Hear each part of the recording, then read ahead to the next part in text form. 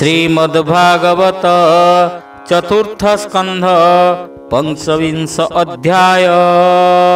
मैत्रेय उवाच शुणसु मने हे विदुर एमन्ते प्रभु महेश्वर कृपा जे कले सेमानंकु कहिले रुद्र गीता तांकु से सर्वे हरस होइले विधाने शिवंकु पूजिले ताहांकु देई दिव्य ज्ञान शिव होइले अंतर्ध्यान से दस भाई प्रचेतस ज्ञान रे होइले हरस भगवानंक स्तोत्र गाने निमग्न प्रचेतस माने बुड़ीण समुद्र सलीले से घोर तपस्या निश्चले अयुते संवत्सर शेष तप साधिले भाई दस रहिले षडरिपु मारी मन पवन हृदय धरी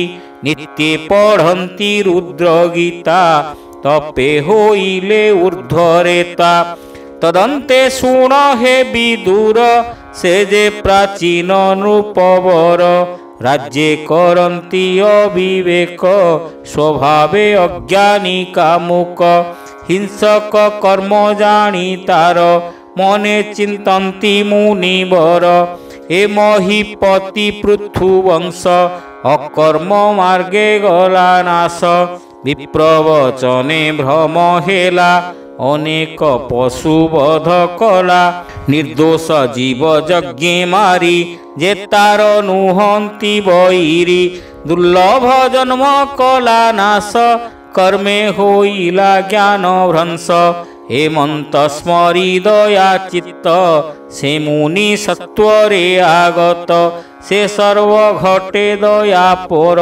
अध्यात्म विद्या ज्ञाने सार करुणा करी से राजांकु दर्शन देले आसी तांकु। हरि हरि बोल। मुनिंकी देखिण राजन उठिला आसन तेजिण सत्वरे करी नमस्कार आनंदे पूजिला पयर आसने बसाइला नेई पाद कमल देला धोई तार भक्ति भावे तोष से मुनिवर हेले बस कहंती तारे दया बही भोरा जा तोर ज्ञान नाही तू कर्म मार्गे हेलु हीन बियर्थे गला तोर दिन निरते कर्मे निमज्जिलु आत्मा रहित न जानिलु जे कर्मे मुख्य मार्ग हानि तू ताहा श्रेय प्राय मणि जे संग दोषे ज्ञान क्षये बुझी तू न पारिलु राये तू अति स्नेह तहि बद्ध से संग दोष धर्म बाध ता शुणी भये नृपमणि वज्र पड़िला प्राय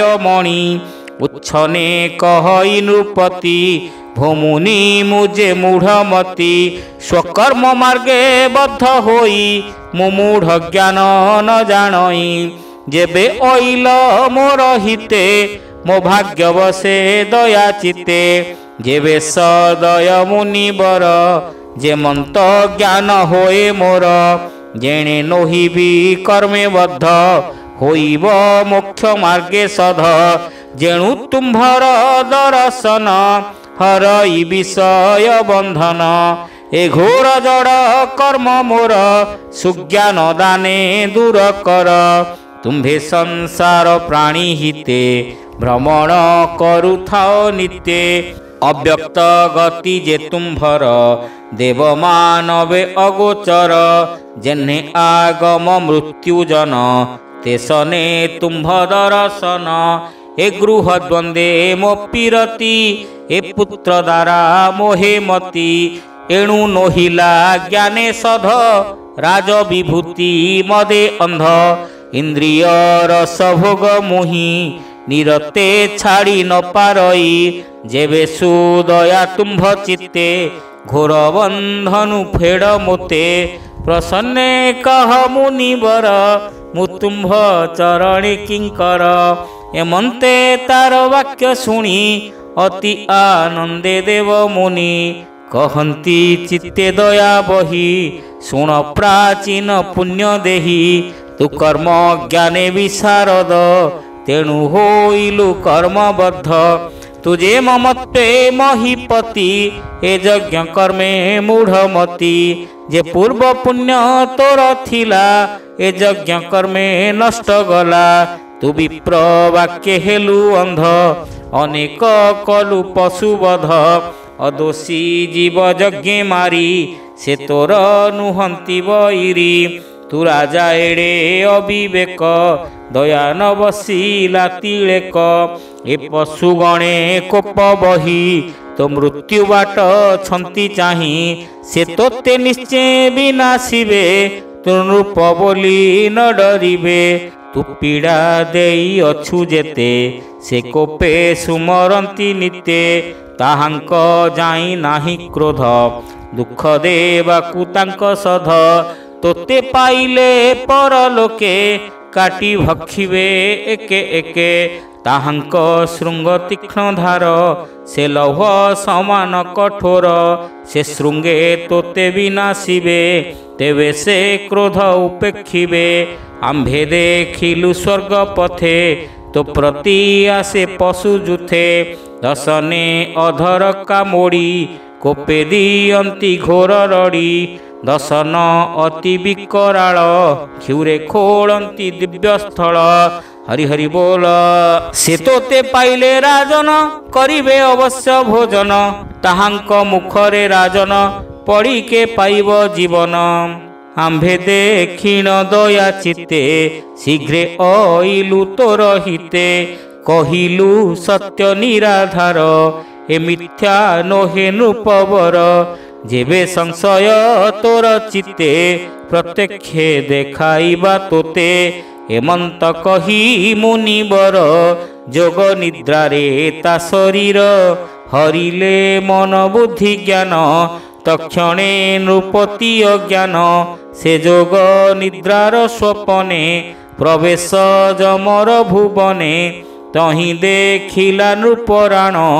ବେଢ଼ି ସକଳ ପଶୁଗଣ ଦେଖିଲା ତହିଁ ନୃପଗଣେ ଦୁଃଖିତ ବିଧିର କାରଣେ ଯେ ଯାହା କର୍ମ ଅନୁସାରେ ପୀଡ଼ନ୍ତି ଯେ ଶତ୍ରୁ ଯାହାରେ ଯେ ଶତ୍ରେ ଯାକୁ ଯେବା ମାରି ସେ ରୂପେ ଶୃଙ୍ଗ ଛନ୍ତି ଧରି ଗଦା ମୁଦ୍ଗର ଅଶିବର କୁନ୍ତ କୁଠାର ଶକ୍ତି ଶୂଳ ଏ ଆଦି ଅସ୍ତ୍ର ଅପ୍ରମିତେ ପ୍ରକୋପେ ପ୍ରହାରନ୍ତି ନିତେ ତା ପୂର୍ବଦଣ୍ଡ ଅନୁକ୍ରମେ ସୁମରି ଦିଅନ୍ତି ଶତ୍ରୁଜନେ କେ ବୃକ୍ଷେ ବାନ୍ଧି ନ ପିଟନ୍ତି କେ ରୋଷେ ତୋଳି କଚାଡ଼ନ୍ତି ଅଧୋବଦନ ଊର୍ଧ୍ୱେ ପାଦ ଏ ଆଦି ଅଶେଷ ବିଷାଦ ନାନା କଦର୍ଥ ନେ ପୀଡ଼ନ୍ତି ପ୍ରକୋପ ନୟନେ ଚାହାନ୍ତି ଅଧର ଚାପି ଦନ୍ତେ ଭିଡ଼ି କୋପେ କରନ୍ତି ଘୋର ରଡ଼ି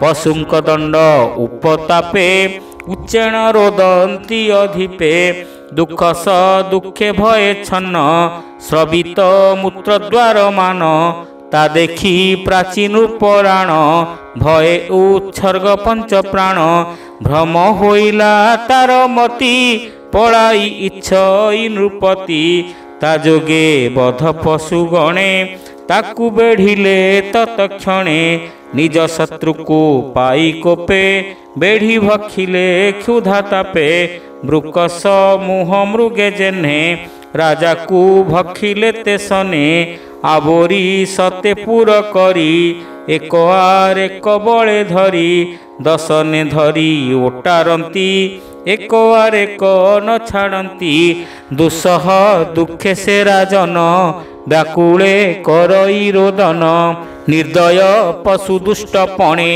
ମାଂସ ଭକ୍ଷନ୍ତି ଅନୁକ୍ଷଣେ ଭକ୍ଷନ୍ତି ଅସ୍ଥି ଶେଷ ଯାଏ ଯାବତ କ୍ରୋଧ ଶାନ୍ତି ନୋହେ ତଦନ୍ତେ ଅନ୍ୟ ପଶୁ ଗଣେ ବେଢ଼ି ସେ ଭକ୍ଷନ୍ତି ତକ୍ଷଣେ ମାୟାରେ ପୁନରପିକାଏ ପ୍ରକାଶେ ପୂର୍ବତନୁ ପ୍ରାଏ ଦୁଃସହ ଦୁଃଖେ ସେ ନୃପତି ଭୟେ ପଳାଇ ଚଉକତି ତେଣେ ଗୋଡ଼ାନ୍ତି ପଶୁ ଗଣେ କୋପେ ଭକ୍ଷନ୍ତି ଅନୁକ୍ଷଣେ ଏମନ୍ତ ଦୁଃଖ ମହାଘୋରେ ରୋଦନ କରେ ଉଚ୍ଚ ସ୍ୱରେ ତାରେ ରକ୍ଷକ କେହି ନାହିଁ ଶତ୍ରୁ ସମୂହେ ପୀଡ଼େ ଦେହି ସଭଏ ଭାଳଇ ରାଜନ ନିଶ୍ଚେ ନାସିବେ ମୋ ଜୀବନ ଏମନ୍ତ ଭାଳନ୍ତେ ଆକୁଳେ ମୁନି ଜାଣିଲେ ଯୋଗ ବଳେ ଏ ମିଥ୍ୟା ଭଏ ନୃପରାଣ ଅବଶ୍ୟ ଛାଡ଼ିବ ପରାଣ ଉଚ୍ଛନ୍ନ ଦେଖି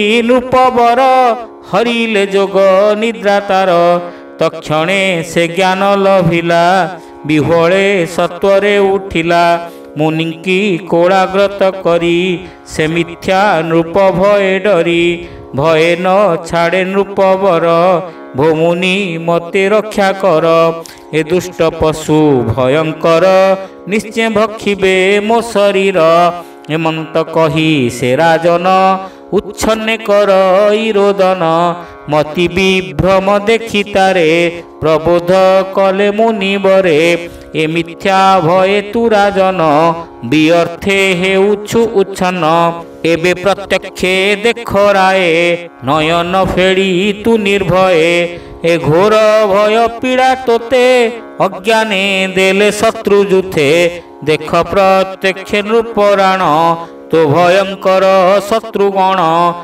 ଅଦୃଶ୍ୟ ହେଲେ ଆମ୍ଭ ଡରେ ତୋ ଅନ୍ତେ ପୀଡ଼ିବେ ସେଠାରେ ତୁ ତାଙ୍କୁ ଦୁଃଖ ଦେଲୁ ଯେତେ ଅବଶ୍ୟ ପୀଡ଼ିବେ ସେ ତୋତେ ଶୁଣି ସମ୍ଭ୍ରମେ ନୃପରାଣ ବୋଲେ ମୁନିଙ୍କି ରଖ ପ୍ରାଣ ପଶୁଙ୍କ କଷଣୁ କେମନ୍ତେ ତରିବି କହ ମୁନି ମୋତେ ତୁମ୍ଭେ ସର୍ବଜ୍ଞ ସର୍ବଜାଣ କହିବା ଏଥିର କାରଣ ଏମନ୍ତ ଶୁଣି ମହାରୁଷି ରାଜା ବିଭ୍ରମେ ମନ୍ଦେ ହସି ଶୁଣ ସୁମନେ ନୃପବର କହିବା ଏଥିର ବିଚାର ଏବେ ତୁ ଛାଡ଼ ସୁତ ବିତ୍ତ ଦାରା ବନ୍ଧୁରେ ସ୍ନେହ ଚିତ୍ତ ଅଷ୍ଟ ଐଶ୍ୱର୍ଯ୍ୟ ଭୋଗ ଯେତେ ଏ ରାଜ ବିଭୂତି ସହିତେ ଏ ସର୍ବ ତେଜି କୃଷ୍ଣ ପାଦେ ଏକାନ୍ତେ ଭଜ ଅପ୍ରମାଦେ ତେବେ ଏ ହତ୍ୟା ଦୁଃଖ ଘୋର ବେଗେ ଛାଡ଼ିବ ନୃପବର ଏ ବିନେ ତୋର ଅନ୍ୟ ଗତି ଅପରେ ନ ଦେଖି ନୃପତି ତା ଶୁଣି ବୋଲ ରାଜନ ଭୋମୁନି ମୁମୂଢ଼ ଜ୍ଞାନ ଏ ପୁତ୍ର ଦ୍ୱାରା ସ୍ନେହ ଅତି ଇନ୍ଦ୍ରିୟ ଭୋଗ ରସେ ମାତି ଏ ଆଦି ଗୃହ ବସ୍ତୁ ଯେତେ ମୁଁ ଛାଡ଼ି ପାରିବି କେମନ୍ତେ ଉପାୟ ଥିଲେ ମୁନିବର ଏ ମାୟା ବନ୍ଧ ପରିହର ତା ବାକ୍ୟେ ହସି ମୁନି ତୋଷ କହିବା ତୋତେ ଇତିହାସ ଶ୍ରବଣେ ହେବ ତୋର ଜ୍ଞାନ ସେ ପୁରଞ୍ଜନର ଆଖ୍ୟାନ ଏ ଘୋର ଭୟ ସ୍ନେହ ତୋର ଶ୍ରବଣେ ବେଗେ ହେବ ଦୂର ସେ ପୁରଞ୍ଜନ ଏକ ରାଜା ପୂର୍ବେ ସେ ଥିଲା ମହାତେଜା ବିଜ୍ଞାତ ନାମେ ସଖା ତାର ଜ୍ଞାନ ଚେଷ୍ଟାରେ ସେ ହୁଧୀର ସେ ନିଜ ସଖା ପରିହରି ଇନ୍ଦ୍ରିୟ ଭୋଗ ଇଚ୍ଛା କରି ନିରତ ଭାବେ ଅନୁଦିନ ଇନ୍ଦ୍ରିୟ ବସେ ହୋଇଛନ୍ନ ସେ ରାଜା ପୃଥିବୀ ଭ୍ରମଇ ଉତ୍ତମ ସ୍ଥାନ ସେ ଇଚ୍ଛଇ ନ ପାଇ ନିଜ ରୂପେ ସ୍ଥିତି ବିଷାଦ ମନ ସେ ନୃପତି ଯାବତ ପୁର ମହିତଳେ ସେ ରାଜା ଦେଖଇ ନିରୋଳେ ତା ନିଜ କାମ ପୂର୍ଣ୍ଣ ପାଇଁ ସେ ରାଜା ସନ୍ତତେ ଭ୍ରମଇ ଏମନ୍ତେ କାନ୍ତେ ଭ୍ରମତେ ଗଲା ସେ ହିମାଳୟ ପଥେ। ହରି ହରି ବୋଲ। ସେ ଗିରି ଦକ୍ଷିଣ ଭାଗରେ ପ୍ରବେଶ ହୋଇଲା ସଧିରେ ସୁଦିବ୍ୟପୁର ତହିଁ ଥିଲା ସେ ରାଜା ସନ୍ତୋଷେ ଦେଖିଲା ନାନା ଲକ୍ଷଣେ ବିରାଜଇ ସେ ନବଦ୍ୱାରେ ଶୋଭା ପାଇ ସେ ପୁରେ ପାଚେରି ଶୋଭନ ତା ଚୌପାଶେ ଉପବନ ଗୃହାଦି ଅଟ୍ଟାଳି ଶୋଭନ୍ତି ପରୀକ୍ଷା ତୃଣ ବିରାଜନ୍ତି ହେମର ଯତ ଲୌହ ଶୃଙ୍ଗ ବିଚିତ୍ର ବର୍ଣ୍ଣେ ନାନା ରଙ୍ଗ ରତ୍ନ ସମୂହେ ବିରାଜନ୍ତି ଶୁଭ୍ର ସୁନ୍ଦର ପୁର କାନ୍ତି ନୀଳାଦି ସ୍ଫଟିକ ପୋଏଳା ମୋତି ମର୍କତ ଆଦି ଶିଳା ନିର୍ମିତ ହେମମୟ ସ୍ଥଳୀ କାନ୍ତି ସମୂହେ ଅତି ଝଳି ସେ ପୁର ଦେଖିଣ ନୃପତି କିଏ ଦ୍ୱିତୀୟ ଭୋଗବତୀ। ସଭା ଚତ୍ୱର ରାଜବାଟ ପଶା ଖେଳନ ସ୍ଥାନ ହାଟ ବିଶ୍ରାମ ସ୍ଥାନ ପ୍ରାଣୀଙ୍କର ଏ ଆଦି ଅଛି ଯେ ମନ୍ଦିର। ପତାକା ଶୋହେ ନାନା ବିଧି ଶୁଦ୍ଧ ସୁବର୍ଣ୍ଣେ ଶୋହେ ବେଦୀ। ଯେ ପୁରବାହେ ଉପବନ ଶୋଭିତ ନାନା ଦ୍ରୁମମାନ ପୁଷ୍ପିତ ସରୋବର ସୋହି। ବିହଙ୍ଗ କୂଳ କୂଳେ ଜହି ହିମ ନିର୍ଜର ବିନ୍ଦୁ ଯୋଗେ। କୁସୁମାକର ବାୟୁ ବେଗେ ପ୍ରଚଳେ ଦଳ ବିଟପିରେ। ସରସୀ ତଟ ସମ୍ପଦରେ ନାନା ବର୍ଣ୍ଣର ମୃଗମାନେ ବିହରୁଛନ୍ତି ଉପବନେ। ଯହିଁ କୋକିଳ କୁଜୁଛନ୍ତି କିବା ସେ ପାନ୍ଥକୁ ଲୋଡ଼ନ୍ତି। ଏମନ୍ତେ ନାନା ଜୀବ କୂଳେ କ୍ରୀଡ଼ନ୍ତି କାମ ମତ ଭୋଳେ। ହରି ହରି ବୋଲ। ସେ ଦିବ୍ୟ ବନେ ହେ ରାଜନ କହିବା ଅପର ବିଧାନ। କାମିନୀ ରତ୍ନ ସେହୁ ବନେ ଆସି ଯେ ଥିଲା ସ୍ୱଚ୍ଛ ମନେ। ରମଣୀ ରତ୍ନ ସେହୁ ବାଳା ତାହାକୁ ନୃପତି ଦେଖିଲା। ସଙ୍ଗେ ତା 10 ପରିବାରୀ ଘେନିଣ ଆସିଛି ସୁନ୍ଦରୀ। ଭୃତ୍ୟମାନଙ୍କେ ଏକେ ଏକେ ସଙ୍ଗତେ ସତସ୍ୱ ନାୟିକେ। ପଞ୍ଚମସ୍ତକ ଏକ ଅହି ସେ ନାରୀ ଦ୍ୱାର ପାଳ ସେହି। ସେ କାମରୂପୀ ଦିବ୍ୟ ନାରୀ ବିବାହ ନୋହିଛି ତାହାରି। ତହୁଁ ସେ ସ୍ୱାମୀଙ୍କି ଶଙ୍ଖୋଳେ ତା ଯୋଗ୍ୟ ବର ହିଁ ନ ମିଳେ। ଲାବଣ୍ୟ ସମୂହେ ତରୁଣୀ କେତା ନିର୍ମାଣିଲା ନ ଜାଣି। ସୁସଞ୍ଚ ନାସାଦନ୍ତ ପନ୍ତି ଯେନେ ସୁନ୍ଦର ଗଜମୋତି। ଅରୁଣ ବିମ୍ବାଧର ରାଜେ ପକ୍ୱଡାଳିମ୍ବ ବୀଜ ଗଞ୍ଜେ। ଅରୁଣ ପଙ୍କଜ ଲୋଚନ ସୁଧାଂଶୁ ଆନନ ଶୋଭନ। ସୁଚାରୁ ଭ୍ରୁବଙ୍କ ସୁନ୍ଦର ଅତନୁ ଚାପ ପଟାନ୍ତର।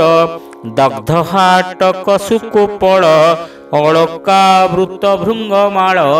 ତା ପ୍ରତି ଲକ୍ଷଣେ ଶୋଭନ ନ ଦେଖି ଏ ତିନି ଭୁବନ। ଶ୍ରବଣେ କୁଣ୍ଡଳ ଝଲକେ ତୁଳନା ନାହିଁ ତିନି ଲୋକେ। କନକ ମେଖଳା ନିତମ୍ବୀ ଚାରୁଷୁ ସଞ୍ଚତାର ନାଭି। ଗମଇ ମତ୍ତଗଜ ଠାଣି ଚରଣେ ନୂପୁର ବାଜେଣି। କର୍ଣ୍ଣାଭିରାମ ସୁମଧୁର ଶ୍ରବଣେ କାମଦର୍ପହର। ରତ୍ନ ସମୂହେ ଝଟକନ୍ତି ପଥେ କି ଦେବତା ଗମନ୍ତି। ସେ ନବ ଯୌବନ ଶୋଭିନୀ ସମବର୍ତ୍ତୁଳ ପିନସ୍ତନୀ। ତା ବସ୍ତ୍ର ଅଞ୍ଚଳେ ଢାଙ୍କନ୍ତି ଯେହ୍ନେ ବିଦ୍ୟୁତେ ଗଜମୋତି। ଅପାଙ୍ଗ ଲଙ୍ଗିତ ବିଶିଖ ଭୁରୁକ ମାଣେ ସନ୍ଧିଲାଖ। ରାଜାକୁ ସତ୍ୱରେ ବିନ୍ଧିଲା ତକ୍ଷଣେ ନୃପ ମୋହ ଗଲା। ସେ ବୀର ଲଜ୍ଜା ପାଇ ମନେ ନାରୀ କି ପଚାରେ ଅଙ୍କନେ। ଭୋ ସଖୀ ନାମ ଗୋତ୍ର ତୋର କହ କିମର୍ଥେ ବନ ଘୋର। ଭ୍ରମଣ କରୁଛୁ ସୁନ୍ଦରୀ ସୁର ମୁନୀନ୍ଦ୍ର ମନୋହାରୀ। ଏ ଦିବ୍ୟ ପୁର ଉପବନେ କହ କି ଅଛି ତୋର ମନେ। କି କାମ ମୃଗ ବିଦାରଣେ ବିହାର କରୁ ଏ କାରଣେ। ମୋ କାମ ଶତ୍ରୁ ବିନାଶନେ ସଦନ ତେଜି ଏ ବିପିନେ। ମୁଁ ନିଶ୍ଚେ ଜାଣିଲଇଁ ଚିତ୍ତେ ସ୍ୱଗୁଣ ଘେନି ମୋର ହିତେ। ଏ ପୁରେ କରୁ ତୁ ବିହାର ମୁଁ ଯେ ତୋହର ପରିଚାର। ଭୋ ସଖୀ ଏ ତୋ ସଖୀ ଜନ କହ କାହାର କିସ ନାମ। ଏ 10 ଏକୁ ଏକ ଶୋଭା ଏ ତୁମ୍ଭ କି କରନ୍ତି ସେବା। ଏ ସର୍ପ କେ ତୁମ୍ଭ ଛାମୁର ପଞ୍ଚମସ୍ତକ କିମ୍ପା ତାର। ଏହାଙ୍କ ନାମ କର୍ମ ଯେତେ भो सखी कह मो अग्रते तुम्भे की लज्जा रूप धरी धर्मपति की अनुसरी कियबा तुम्भे गो भवानी शंखोड़ू अचशूल पाणी कियबा तुम्भे पद्मालया लोड़ुछ कृष्ण पद छाया तुम्भे की अट अरुंधति बांछा की कर निज पति भो सखी तोर रूप प्रभा देखि टलिबे सुर देवा कामी जनक पूर्ण काम बांछा कुअटू कल्पद्रुम अशेष सुख से लभंती कामादि शत्रु विनाशंती मुनि मोहिनी रूप धरी एकांते भ्रमुतु किशोरी तो गुण कीर्ति प्रभा चाही देवता प्राय मुमणई भूमि रे न चाले देवता एणु मो मने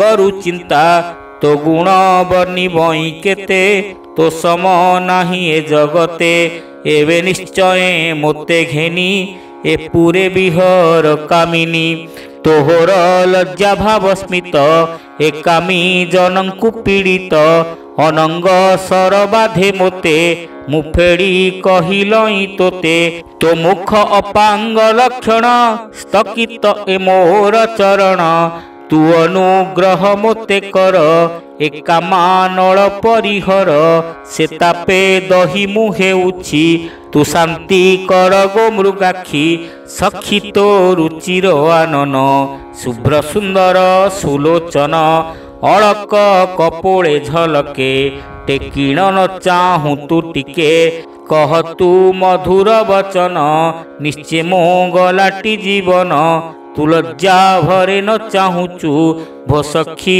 प्राणे तू मारुछु तू हसी सुमधुर भाष मु निश्चय हेबि तोर दास अनेक विनय वचन से नारी बसे पुरंजन हरि हरि बोल नारद उवाच हे नृप तोर प्राय से ही स्त्री रे बस कला देही प्रभुत्व पण से तेजिला तब से ज्ञान पासोरीला स्त्री रे बस जेउ प्राणी ताहाकु मनुष्य नगणी जे अश्व बिडाल गर्धब तांको समाने सेहु जीव पंडित बोली ता नगणी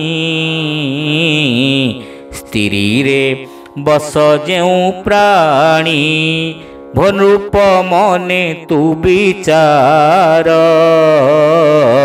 कहीं पंडित ज्ञानतार हेमंत से जे पुरंजन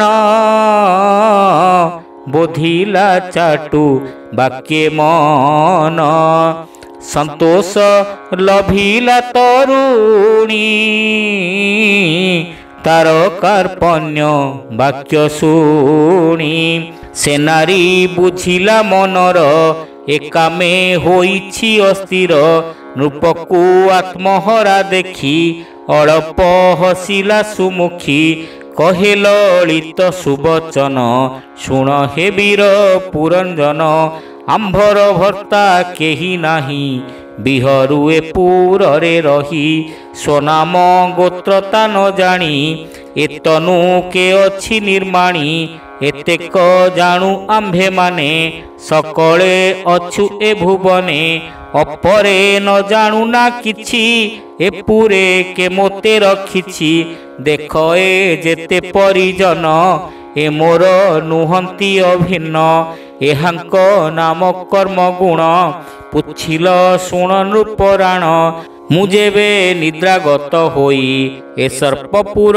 जगी थाई ए आंभ पाळ कपूरर सकल कार्य रे तत्पर करंती आंभ अनुमते जे भगवान छाजार चित्ते जे शुभाशुभ फल देई विधि निषेध मार्गे नेई एणु आत्मिक प्रिय मोर जेणु ए सेबे निरंतर एहार बेनी पत्नी नाम प्रवृत्ति निवृत्ति राजन प्रवृत्ति पत्नी नाम जार से सेबे प्रवृत्ति मार्गर निवृत्ति नामे से युवती से धर्म मार्गे सेबे पति सेबे नी नारीक कुमर के साधु के बा दुराचार ए जेते प्रवृत्ति नंदन जे काम क्रोध अभिमान अज्ञान लोभ मोह हिंसा विवाद तर्क मिथ्या भाषा अपरे कही बई केते ए आदि पुत्रे छंती जेते ए सर्व धर्म रे विवादी पितृ सेवंती निरवधि अधर्म मार्गे निरंतर सुसेवा करंती पियर जे काम भोगे तुम्भ इच्छा से देई पुराइबे वांछा एणु ए तुम्भ संगे थिबे सेवादि कर्म रे तोषिबे एहांकु क्षणे न छाड़िब आंभरे जेबे दया थिब ए जेते निवृत्ति नंदन दया विवेक धर्म ज्ञान क्षमा संतोष धीर शांति ए अनुक्रमे जेते छंती अधर्म मार्गे ए दारुण इच्छन्ति पितार मरण ए निश्चय मारी निज तात रखिबे पितार पितांत एणु ए हांकु प्रते जीव भोगादि वांछा जेबे थिब। हरि हरि बोल। हे दुष्टे अधर्म नासंती भोगादि सुख न देखंती जे पितृवधे छिद्र वांछा तुम्भे पाइब काहीं रक्षा तुम्भे न जान पुरंजन के साधु के अबा दुर्जन आंभर कहिबा उचित तुम्भे जे आंभ निज कांत स्वामी को पटी जे बानारी सेटी अज्ञानी व्यभिचारी तुम्भे जे भोगादि ईश्वर इच्छा संजोगे भोग कर ए सर्व भोग विनाशीबे कामादि वांछा ए न देबे एहांक संग तेरा जन पड़ी होइब भोगे हीन ए पूरे भोग वांछा जार ए संग नुहे नृपवर तुम्भे ए संग परिहर निश्चिंते ए पूरे विहर एबे आंभर संगे तुम्भे सुकृत करी रह दम्भे ए संग संगते आंभर प्रीति नोहिब नृपवर से नारी बाक्ये नृपमणि अज्ञाने मज्जिला न जानी। हरि हरि बोल। अज्ञान मार्गे चित्त देला स्वपर भेद बुद्धि कला तार स्वबसे नेला दिन अज्ञान पुरुष जेसन भोसखी जाबत ए पुरे थिबी तो आज्ञा अनुसारे शुणी संतोषे से सुंदरी राजा को घेनीला आदरी हे नृप शुण पुरंजन ए मोर जेते परिजन सुसेवा करिबे निरते जे भगवांछा तुम्भ चित्ते ए सर्व नित्य निजो जीवे तुम्भंकु क्षणे न छाड़िबे जे काम भोगे इच्छा मन ए नित्य खटिबे राजन भजिबे जे झा निज स्थाने निर्भय चित्ते तोष मने एमंत प्रबोध वचन कहिण तोषिला राजन ता वाक्ये राजा विमोहित कंदुक प्रतिमा जे मंत ता बसे कहे चाटु बाणी भोका मानल उद्धारिणी प्रमोदा कूल मध्य सार तो तुले नाही पटांतर तो रूप निर्माणिला बिही देखी अनंग चित्त मोही तु काम शत्रु विनाशने ओइलु एमर्त्य भुवने मोहर तुले कामी जेते निस्तार हेबे ए जगते कामजाचक प्राणींकर तो बिना अन्य काहीं आर भस्तिरी रत्न सीमंतिनी के तुम्भ पियर जननी कहताहांक नाम गुण श्रवणे मोर निस्तारण ତା ବାକ୍ୟ ଶୁଣି ନ ହରସେ। ସେ ନାରୀ କହେ ମନ୍ଦ ହାସେ, ଶୁଣ ହେ ଦେବ ପୁରଞ୍ଜନ, କହିବା ପୂର୍ବର ବିଧାନ। ଆମ୍ଭର କେବା ତାତ ମାତ, ନ ଜାଣି ଜନ୍ମର ଚରିତ। ଏ ତୁମ୍ଭ ଆମ୍ଭ ଦେହଧାରୀ, ସଚରାଚର ଆଦି କରି। ଏ ପଞ୍ଚଭୂତ ଦେହ ଯେତେ, କେ ଜାଣିପାରେ ତା ତଦନ୍ତେ। ଯେ ସନେ ତୁମ୍ଭେ ନୃପରାଣ, ନ ଜାଣ ଜନ୍ମାଦି କାରଣ। ଆମ୍ଭର ଏଣେ ନାହିଁ ଜ୍ଞାନ, ବିବେକୀ ବୁଝ ହେ ରାଜନ। ତୁମ୍ଭେ କି ନ ଜାଣ ତୁମ୍ଭଙ୍କୁ, ଏ ଭେଦ ପଚାର ଆମ୍ଭଙ୍କୁ। ଏକଇ ଆତ୍ମା ବେନି ଅଂଶ, ପ୍ରକୃତି ଭେଦେ ବହୁ ଦୃଶ୍ୟ। ଈଶ୍ୱର ଇଚ୍ଛା ଏ ବିହରେ, ପ୍ରକୃତି ଭେଦେ ସୃଷ୍ଟି କରେ। ଏ ଘେନି କେ ଜାଣେ ତଦନ୍ତ, ଏ ମାୟା ଜଡ଼େ ବିମୋହିତ। ସ୍ୱନାମ ଗୋତ୍ରେ କିବା ଫଳ, ମୋ ଭାଗ୍ୟେ ତୁମ୍ଭେ ଯେ ମିଳିଲ। ଆଜ ମୋ ଭାଗ୍ୟ ଅଗୋଚର, ଦେଖିଲି ନୟନେ ମୋହର। ଯାକୁ ଅଷ୍ଟାଙ୍ଗ ଯୋଗ ଧ୍ୟାନେ, ଯୋଗୀ ଭାବନ୍ତି ଅନୁଦିନେ। ସେ ତୁମ୍ଭ ମୋ ଭାଗ୍ୟେ ଆଗତ, ଏଣୁ ମଣିଲି ଅଦଭୁତ। ଏ ପୁରେ କରିବା ବିଶ୍ରାମ, ଭୁଞ୍ଜ ସ୍ୱଇଚ୍ଛା ସୁଖେ କାମ। ମୁଁ ଆଣି ସର୍ବ ନିଜ ଜୀବି, ଏହାଙ୍କ ତୁଲେ ମୁଁ ସେବିବି। ଏ ମୋର ନବ ମୁଖପୁର, ଏ ପୁରେ ଅଧିଷ୍ଠାନ କର। ମୋ ସଙ୍ଗେ କର ରତି ଯୋଗ, ଏ ଶତ ସମ୍ବତ୍ସର ଭୋଗ। ଏ ତୁମ୍ଭ ବିନୁ ଯେ ବାଜନ, କେ ରତି করে তা সঙ্গেণ। সে অপণ্ডিত হীন দেহি, তার অতি সুখে জ্ঞান নাহি। নাহি তা পরলোক চিন্তা, ন জানে কালর বারতা। কেবল পশু তুল্য সেহি, তা সঙ্গে কেবা বিলসই। তা পুরে সর্ব কর্ম সাধি, ধর্মার্থ কাম মুখ্য আদি। পুত্র কলত্র সুখ যশ, এ পুরে এ সর্ব প্রকাশ। যে লোক ନିର୍ମଳ ବିଶୋକ, ତାକୁ ଭାବନ୍ତି ଜ୍ଞାନୀ ଲୋକ। ସେ ଲୋକ ଏଥି ସୁଖ ପାଇ, ଯେଣୁ ଏ ପୁରୀ ସୁଖମୟୀ। ପିତୃଦେବତା ମହାଋଷି, ସୁଖ ଲଭନ୍ତି ଯହିଁ ଆସି। ଏ ଭାବେ ଗୃହସ୍ଥ ଆଶ୍ରମ, ରଖଇ ସର୍ବ ଲୋକ ଧର୍ମ। ହେମନ୍ତ ଦିବ୍ୟ ପୁରେ ଥାଇ, ଯେ ଭୋଗେ ବାଞ୍ଛା ନ କରଇ। ତାହାକୁ ବୋଲିଟିଅ ଜ୍ଞାନ, ବିବେକ ନୋହେ ତାର ମନ। କେଅ ବା ଅଜ୍ଞାନ ଯୁବତୀ, ତୁମ୍ଭର ପ୍ରାୟ ପାଇପତି। ବିହାର ନ କରେ ତା ତୁଲେ, ତା ସ୍ୱାମୀ ଆସି ଯେବେ ମିଳେ। ବିଅର୍ଥ ସେ ନାରୀ ଜୀବନ, ନ କଲା ଭୁଜେ ଆଲିଙ୍ଗନ। ସ୍ୱଇଚ୍ଛା ଆସି ଯେବେ ମିଳେ, ବରଣ ନ କରେ ସେ ଭଲେ। ଧିକ ସେ ନାରୀର ଜୀବନ, ତାଙ୍କ ବିଶ୍ୱାସେ ଧର୍ମହୀନ। ଯେ ସୁଖ ଭୋଗ ନ ଇଚ୍ଛିବ, ସେ ବ୍ୟର୍ଥ ଜୀବନେ ବଞ୍ଚିବ। ତୁମ୍ଭେ ଯେ ବଡ଼ ଭାଗ୍ୟବନ୍ତ, ଦିନ ଉଦ୍ଧାରଣେ ସାମନ୍ତ। ଏବେ ଯେ ତୁମ୍ଭେ ଦୟା କରି, ଅଇଲ ମୋ ଦୁଃଖ ଉଦ୍ଧରି। ଯେବେ ସଦୟ ମୋତେ ହେବ, ସତେ ବରଷ ଏଥି ଥିବ। ଏମନ୍ତ ଶୁଣି ତା ବଚନ, ସେ ନାରୀ ବସେ ପୁରଞ୍ଜନ। ସେ ପୁରେ କଲେ କବସତି, ସତେ ବରଷ ରଙ୍ଗେ ମାତି। ଗାୟକ ମାନେ ଯେ ଗାବନ୍ତି, ସେ ବେନି ବିହାର କରନ୍ତି। ସେ ସଖୀମାନଙ୍କୁ ଘେନିଣ, ସରସୀ ଜଳରେ ପଶିଣ। ନିଦାଘ କାଳେ ସେ କ୍ରୀଡ଼ନ୍ତି, ସେ ପୁର କେବେ ନ ଛାଡ଼ନ୍ତି। ଏବେ ସେ ପୁର ଦ୍ୱାର ମାନ, କହିବା ଯେ ଦିଗେ ଯେ ବଣ। ଊର୍ଦ୍ଧ୍ୱେ ଶପଥ ଦ୍ୱାର ତାର, ତା ଅଧୋ ଭାଗେ ବେନି ଦ୍ୱାର।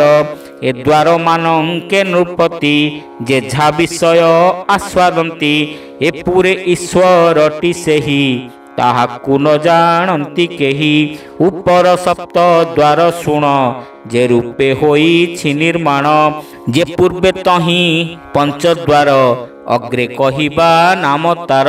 ଖଦ୍ୟୋତା ଆବିର ମୁଖୀ ଦୁଇ ଯେ ଦ୍ୱାରେ ରୂପ ସମ୍ପାଦଇ ନଳିନୀ ନାଳିନୀ ଯେ ଦ୍ୱାର ଏ ପୂର୍ବ ଭାଗେ ଅଛି ତାର ଏ ଦ୍ୱାରେ ଅବଧୂତ ସଖା ସୁଗନ୍ଧ ଘେନୁ ଥାଇ ଏକା ମୁଖ୍ୟା ନାମେଣ ଏକ ଦ୍ୱାର ଉଭୟ କର୍ମ ସାଧ୍ୟ କର ବିବିଧ ଆସ୍ୱାଦ ବଚନ ଏ ଦ୍ୱାରେ ଘେନେ ପୁରଞ୍ଜନ ରସ ଆସ୍ୱାଦ ବାକ୍ୟ ଦୁଇ ଏବେ ନିଦ୍ୱାରେ ସେ ଘେନଇ ଦେବହୁ ପିତୃହୁ ଯେ ନାମ ଏବେ ନିଦ୍ୱାର ଦକ୍ଷ ବାମ ଯେ ଦ୍ୱାର ବିଷ ଏ ରାଜନ ଶବ୍ଦାଦି କରେ ସମ୍ପାଦନ ଦକ୍ଷିଣ ଉତ୍ତର ପଞ୍ଚାଳ ରାଜ୍ୟପାଳଇ ମହିପାଳ ପଶ୍ଚିମେ ଆସୁରିତା ନାମ ସେବେ ନିଦ୍ୱାରେ ଯେବା କର୍ମ ଗ୍ରାମକ ନାମେ ଯେ ବିଷୟ ଯାହାକୁ ବୋଲିଟି ବ୍ୟବାୟ ସେ ଦ୍ୱାରେ ପ୍ରଜା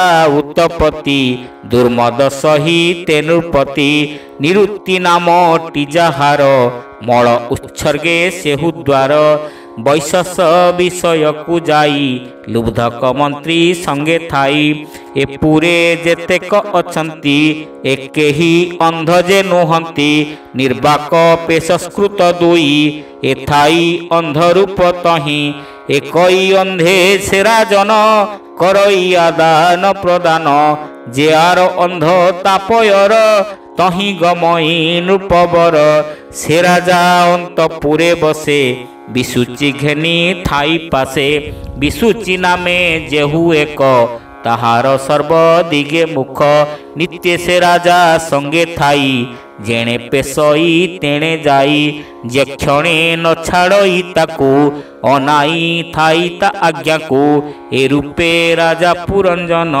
সে পুরে থাই অনুক্ষণ তহি সে মোদ পাই থাই বিরস কেবে ন ভজই ক্ষণকে হই হত জ্ঞান ক্ষণকে লভই চেতন সে কাম সুখে দেই চিত্ত এণু হইলা জ্ঞান হত তা পত্নী জেনে প্রবর্তই সে মার্গে রাজন গমই সে মদ্যপান যেবে করে রাজা পিবই স্নেহ ভরে যেবে সে করই ভোজন তা প্রায়ে ভক্ষই রাজন সে যেবে আনন্দ ভজই তা লাগি রাজা মোদ হই সে যেবে করই রোদন তা পছে বিল পেরাজন সে গীত গাবন্তে সুন্দরী রাজন গায়ে অনুসরি আনন্দে হসে যেবে রানী তা ভাব হসে নৃপমণি বচন কহন্তে রমণী সে ভাবে কহে নৃপমণি সে যেবে ব্যগ্রগতে যাই সে ভাবে রাজন গমই তা পত্নী করন্তে আসন সে ভাবে বসই রাজন এমন্তে সে নারী রাজাকু স্ববশে রখিলা তাহাকু তা বিনা আজ্ঞারে রাজন ন করে অন্য কর্মমান তাবশ্যে হইলা যত্ত রাজার জন্ম হেলা ব্যর্থ সে ক্রীড়া মৃগ জীব প্রায়ে স্ত্রী বসরে রহে রায়ে তুম্ভে যে সনে ভোরাজন স্ত্রী বসে হরাইল জ্ঞান সে ভাবে পুরঞ্জন রায়ে স্ত্রী বসে জ্ঞান কলাক্ষয়ে সে ভাবে সে শেষ হইলা সে পুণ্য মার্গ উপেক্ষিলা তা দিন গলা পত্নী বসে অসত্য মিথ্যা অভিলাষে যে প্রাণী স্ত্রী বস হন্তি সে পূর্ব পুণ্য বিনাশন্তি হরি হরি বল ইহলোকরে অপযশ দেহান্তে নরকে প্রবেশ স্ত্রীঙ্ক সঙ্গ দোষে রায়ে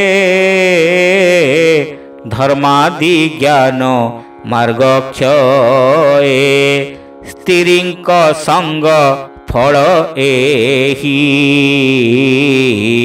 কিঞ্চিত শ্রেয় নাহি জহি এহা তু শুদ্ধ চিত্তে ধর এ সঙ্গ দূরে পরিহর তু শাস্ত্র মার্গে হে রাজন